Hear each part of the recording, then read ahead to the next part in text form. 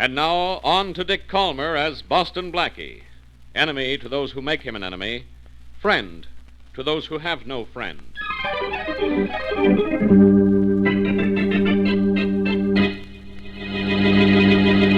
Hi, everyone. This is Joe Webb, and I am with Carl Amari and Doug Hopkinson, and we're going to be talking about the brand new Kickstarter campaign for the radio program Boston Blackie.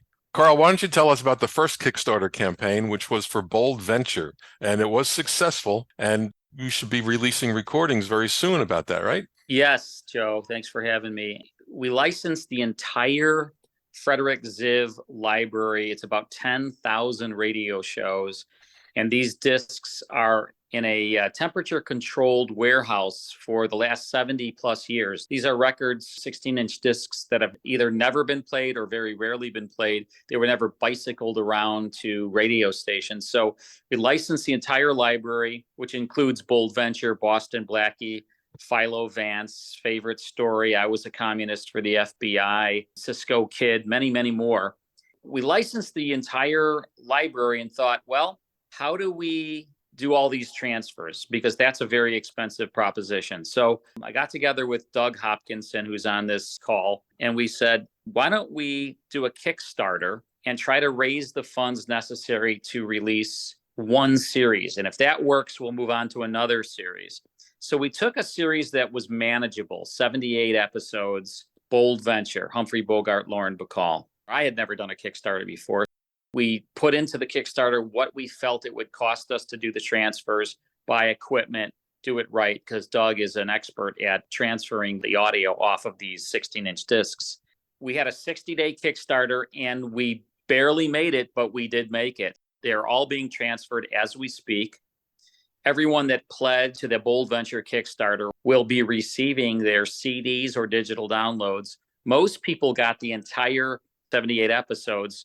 All of those people will be getting their CDs or digital downloads within the next few weeks. It was pretty interesting watching the Kickstarter campaign go because it started out well, then it slowed down, and then you got a surge, and then it slowed down, and then within the last 2 days, it came through. It was pretty exciting to watch. It really was. I mean, Doug, I don't know how many times Doug and I called each other, and sometimes we'd be watching it, and then and someone would be pledging while we were actually watching the screen, and then it just calculates right there. And we would be like, oh my gosh, somebody just bought Bold Venture. It was very exciting to watch. In fact, I think I watched it way too much. Bold Venture wasn't on the air as long as Boston Blackie was, but Bold Venture was, I believe it's considered the most successful syndicated radio drama in all of that golden age of radio. Boston Blackie was a bit different. That lasted a much longer period of time, and it had a history before it came on the air. It started as short stories in the 1900s, then became silent movies, then became movies, and then it finally got onto radio in the mid-1940s. Frederick Ziv even then produced a TV series with Kent Taylor. Boston Blackie started in the 20s with Jack Boyle, who created the character of this reformed jewel thief. He went to jail. He decided when he came out of jail, I'm going to use my knowledge of the underworld to help those in need. I don't know if you want to call him a detective. He was a little bit like the Saint. He was a good guy, but the law was always after him because he had a checkered past and served time. I really love this character because I've read the novels, watched the silent films, and then, of course, all of the Chester Morris movies, starting with Meet Boston Blackie. Frederick Ziv was a very prolific syndicator of radio, as we talked about before, and he got the rights probably from the Jack Boyle estate, and then was able to sign Chester Morris, the actor playing Boston Blackie in the movies, to do a radio series, and it was on NBC. It was a summer replacement for Amos and Andy in 44. So sponsored by Rinso, because it was summer replacement, was same sponsor as Amos and Andy. Was out of LA with Chester Morris as Boston Blackie in a very short run. I think it was maybe 10 or 12 episodes. What's so interesting about Jack Boyle, he didn't live long enough to see the character blossom in this particular way, but he was in prison himself. Boyle probably got a lot of ideas for the character from his own prison time and his own addictions. He was an opium addict and claimed cured of that. And he probably bumped into lots of interesting people along the way, which gave him a tremendous number of story ideas. He wasn't alive when the program hit the air. So what did a lot of the writers do? Were they drawing from some of his novels, or? I don't think so. I think really the writers were just drawing from the character that he created, which was this person who was reformed now and really was a straight shooter. Now, he really did not do anything wrong anymore, but the police were always after him because he was this kind of a well-known jewel thief and could break any safe and crack any alarm. But the byline to the show was enemy to those who make him an enemy, friend to those who have no friend. And so every episode kind of had that theme to it. People were in trouble. They went to Boston Blackie for help. He would get involved because he wanted to help them. He wasn't for cash or money or anything. He just wanted to help people. And then he would get embroiled in some kind of a crime, sometimes jewelry, sometimes murder. And Faraday, the head of the police department in New York, because this was all set in New York, he was always after Boston Blackie, trying to pin it on him. And Blackie had to then get himself out of hot water by finding out who the real perpetrator was. When Frederick Ziv first put this show on the air in 1944, it was all out of LA with Chester Morris, and it had the movie actors in it, including Inspector Faraday, the actor playing Inspector Faraday, and the actor playing the Runt, and of course Chester Morris. But it was a very expensive production, but it was very successful in that short period of time, the 12 episodes. It was very well received, and Frederick Ziv wanted to expand it into not just a summer run, but into a full 39 episodes. But Chester Morris was not available because he was making the movies, and it was a very expensive production. So he decided, I'll move this entire thing to New York, and I'll just use great actors with no names. It was like a conveyor belt. It was a show every week, 218 episodes over the 7 or 8 year run. A lot of those New York actors were very, very busy. They were on soap operas all day for the Hummerts, and then you could hear them on a lot of the New York produced shows like The Big Story and Casey Crime Photographer and Molly Mystery Theater and all. So even though they're not credited in the series, you're going to hear a lot of very familiar voices. It's really interesting. Once you've listened to enough radio shows, you start being able to pick these out. Like Inspector Faraday, well, that's the mysterious traveler. I mean, that's Maurice Tarplin. So, right. And Leslie Woods was on a lot of different shows. Jan Miner replaced her in Casey Crime Photographer. So here it goes again. That New York scene of a radio was thriving. It was very, very busy. That's where you hear the stories of people going from one studio, hopping into a cab, go to a few blocks and go into another soap opera or whatever. They were real pros. I mean, they could look at a script once, have a very, very quick discussion, and off they went. It was pretty wild. Like people like Jackson Beck and Roger DeKoven and all these people, Lawson Zerbe, these people you're talking about. But I thought it was interesting that Frederick Ziv hired Dick Kalmar, because Dick Kalmar really wasn't a radio actor like these other actors you're talking about. He wasn't really a Jackson Beck type, where Jackson all day long on all these shows. Kalmar had done a lot of radio early in his career, but he was more of a theatrical person. He was a theatrical actor on Broadway, and then he was a producer. But he was married. What was interesting was he was married to Dorothy Kilgallen. And Dorothy Kilgallen, many people know Dorothy Kilgallen from What's My Line, but she was a very powerful newspaper columnist. She was like the Barbara Walters of her day. Right, really. Exactly. He was married to her. And why Frederick Ziv cast Dick Kalmar, even though he didn't have a lot of radio experience, he cast him because they had, when I say they, Dick Kalmar and his wife, Dorothy Kilgallen, had a morning twice a day, by the way. It was not just in the morning. It was in the morning, and then it was in the early afternoon.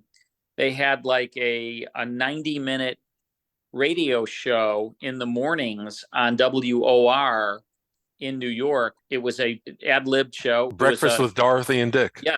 And they would sit around the table in their 20-room penthouse. They were very wealthy, and just talk about the night before at the Copacabana, and nobody missed it. Everyone was listening to Breakfast with Dorothy and Dick. And Dick and Frederick Ziv said, well, if I hire this guy, he's going to talk about Boston Blackie. He's going to talk about this radio show that he's on, and we're going to have a big following. And you know what? It worked. Boston Blackie was an extremely successful series for the Ziv organization. He started syndicating that in around 1945. Correct. And even though there were 218 episodes, which gives you 7 years, whatever the number is, that was being syndicated through the entire 1950s. And I think it may have been syndicated in the early 1960s as well. It was on hundreds and hundreds of radio stations. But the best thing about it for Ziv was it was like half the cost of doing the Chester Morris versions. The per episode cost was like half, because it didn't have the big names, and they were just knocking them out like I said, a conveyor belt. And he was doing other shows in New York, so he was using like the same director and a lot of the same writers and things. And so it made a ton of money for the Ziv organization. They were really good. They were really fun. They were really interesting. A lot like Philo Vance. Philo Vance was another really good show. That was, again, by Frederick Ziv. Right, and also in New York. But the great thing about this is we have every single episode, all 218 episodes. I think there's maybe 120 or 30 in circulation. There's maybe about 30 of them, to my knowledge, that are really good sound. The rest of them are pretty poor sound. We not only have every single episode of the Dick Calmer Boston Blackie run from 1945 all the way till when they finished that series, every single episode, but these discs are never played, or maybe played 1 or 2 times. We are getting these right from the Ziv library. And Doug has, what do you have, maybe half of them now, Doug? I think up to episode 90. You're having to even drill out the hole a little bit in the middle, right? Yeah, I had to take a small blade and kind of just, go around the inside of the hole on there, because it would not go on the spindle at all. Yeah, because it's never been played. Go through the process a little. I like to scan the labels first. Then I set up the wash and set up the ultrasonic tanks. I will dust them off with a microfiber cloth first, just to get any excess dust off of them that I can remove myself. And then I'll set them up in the ultrasonic tank. I have one for washing and one for rinsing, so I can just keep on going. And I set those up 10 discs at a time in the wash, and I let them wash for 30 minutes. I use a solution, I think it's called Triton 1000. I think that's what it's called. I don't know. I'm giving away your trade secrets, Doug. Oh, it's no secret. It's the same thing that the Library of Congress uses. After they wash for 30 minutes, then I put them in the other ultrasonic tank and I let them rinse. And what's in the ultrasonic tank, besides that chemical I said, is just water, but it is reverse osmosis water, so that it has everything strained out of it. It won't leave any, white rings or anything like that. And then they dry? I air dry them. I just let them air dry. And it happens pretty fast in the summer around here, but it's not an easy play all the time. It's a 30-minute program does not take 30 minutes to record. No, especially with the Ziv discs, because it's not just record one side, flip it over, and start recording the other side. These Ziv discs are in matched pairs. So you got 2 discs to get 2 shows. So one disc has episode 1, part 1, and the flip side of that disc has episode 2, part 1. Then you go to the other disc, and this is why so many shows have 2 different sounds from the first half of the show and the second half of the show. Right. You're running on 2 different discs, and in some cases they're made out of different materials. I mean, I could see some of these pairs that I've got here as a real flimsy vinyl, and then the other disc is like Vitrolac, it's pretty solid. So it's interesting. It's interesting. Right. And I've also noticed that, The older discs have probably more surface noise on them just because they're older. I'm not sure why, but just what I've noticed. I haven't played any of the Boston Blackie discs other than to test a couple of them and see where I'm at with this Right. styli that I need to But it grab. requires some skill to go through this, and it requires some skill to avoid problems too. So Oh yeah. you've run thousands of discs over the years, so you bring a lot of experience to this, and you've seen a lot of issues with discs before, so you can Oh yeah. anticipate the way they're going to turn out. These discs are beautiful. They're in such nice shape. You don't see any scratches.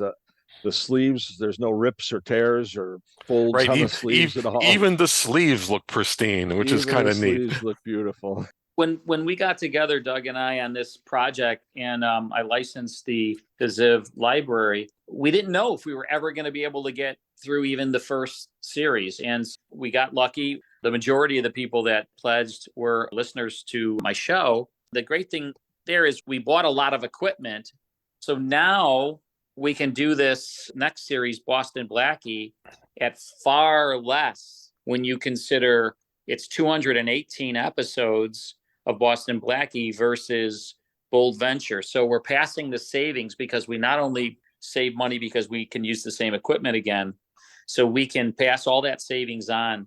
Plus, we oversubscribed. I think it was a couple $1,000 oversubscribed, so we put that towards Boston Blackie. So people now with the Boston Blackie, which is going to launch December 30th, the Kickstarter for this Boston Blackie, and you will be able to get all 218 episodes. You can get less, of course, but if you pledge a certain amount, you can get all 218 episodes. So what is that, 109 CDs? Is that right? Mm-hmm. Yeah, Right. 109 CDs. Or you can get all 218 via digital download. Right. You're still working out your financial target on this, right? Yes, but we know it's going to be less. We know it's going to be less. Less per episode. Yeah, I think they were like $3.20 per episode on Bold Venture. Will be under $3. Right. So that's very good. Then it's 218 episodes. People can get the full run, the complete run, including over 100 shows that have been lost since the 40s. And you'd think that some of these syndicated programs, a lot of the discs would still be around, but they're not. It's really surprising the gaps that there are in these popular shows in terms of collections. This has never been a secret. I've been talking about it for years since I've been doing my show. Boston Blackie is my favorite program. What was the first one you heard? What do you remember about it? Remember, it was called Case of the Three-Way Split. That was the first Boston Blackie I ever heard, and it was early in the run because they had Shorty on it. I don't think there was a Mary in that one. It was Dick Kalmar with Shorty. I think Shorty was played by Tony Barrett. Maurice Tarp was Inspector Faraday. I remember they're walking along a lake and they find a body, and then the police are chasing him and he has to get himself out. And I'm trying to think, I think it might have been a Radiola record way back when. So I fell in love with the character and I fell in love with the series. And I think if we are successful with Boston Blackie, I think we'll move on to I Was a Communist for the FBI. Which might be radio's best spy show ever, but there's a little baggage with I Was a Communist for the FBI, and I think we can dispel a lot of that. It's an incredible series. So as of December 30th, we will launch our Kickstarter. So there'll be two ways you can find our Kickstarter website. Probably the easiest way is just to search Boston Blackie Kickstarter, and you just click on that. It'll take you to our website, which is not up yet, but it will be as of December 30th. Or you can go to my website, Hollywood360radio.com, and there will be a pop-up, and you can click that. It'll say Save Boston Blackie. Click that, and it'll take you right to our Kickstarter. The most important thing for people that want to get these shows, whether you want all 218 or you just want some of them, is to pledge early. That's really important because it gives us a kind of a benchmark, like, are we going to hit this or not? And if we think we're going to hit it, we can start getting the I Was a Communist for the FBI discs sent to us from the library, because we can't do these more than one at a time. Each one has to be successful to move on to the next one. A lot of people don't realize how unique this particular endeavor is. There was someone on the Kickstarter thread was saying, gosh, wouldn't it be great if you could do this with suspense? But the problem is that that series was over 20 years, changed locations, was not under one producer, had many different administrations through those years. So there was never a full run of suspense anywhere. And Right. even in some of the early shows, some of them may not have even been recorded. There are lots and lots of series like that. I do know, for example, I was speaking one day with John Scheinfeld, who is a movie documentarian. And when he was in college, he was doing work on William Spear, and he was trying to find out what happened to all the Sam Spade discs, because that has a very spotty collection, lots of missing episodes. And it Yeah. turns out that there was litigation that the show was in with Dashiell Hammett, and one or both of the lawyer teams requested transcription discs of the shows to use as evidence in their civil lawsuit, and they never returned them. And nobody knows where they are. So this happened more than anyone would like to admit. And very often, if a show had a big guest star on it, they a few weeks later they may ask, gee, can I get a copy of that show? And somebody would just hand them something off the shelf because they didn't need it anymore. So it's Right. it's really quite interesting to have a syndicated series where the syndicator was so successful and they had very good archiving policies that here we are 50, 60 years later, and you can still get access to these recordings, and they're in Yeah. great shape. Yeah, and they're complete. I mean, like, to have a complete run of Boston Blackie, or I mean, even Cisco Kid, it was like 900 episodes. There's every episode in this library. Favorite Story, every episode. Philo Vance, every episode. Yeah, I mean, I don't think all of the I Was a Communist for the FBI are in circulation. And if They're they are, not. that are not good quality. If we are successful, we are going to release all of the top Ziv shows in complete run in as perfect sound as can humanly possible, because Doug is going to extract the maximum amount of sound from those discs because he is an expert and he is doing it the right way. It's not an inexpensive proposition to do this, but we are learning, and we are bringing the costs down, and we are passing that savings on to the pledgers. And they are who are saving the series. I mean, we're doing what we're doing, but without people pledging, we won't get to the next series. So we made it on Bold Venture, and I thank everyone out there that did help. And now we're on to Boston Blackie. As of December 30th, our Kickstarter page will be up. So Great. Search Boston Blackie Kickstarter, or go to Hollywood360radio.com and click the pop-up. Well, thank you very much, Carl, and thank you very much, Doug. It was great to be with you again, and I hope you have great success with this second Kickstarter campaign. Thanks, Joe.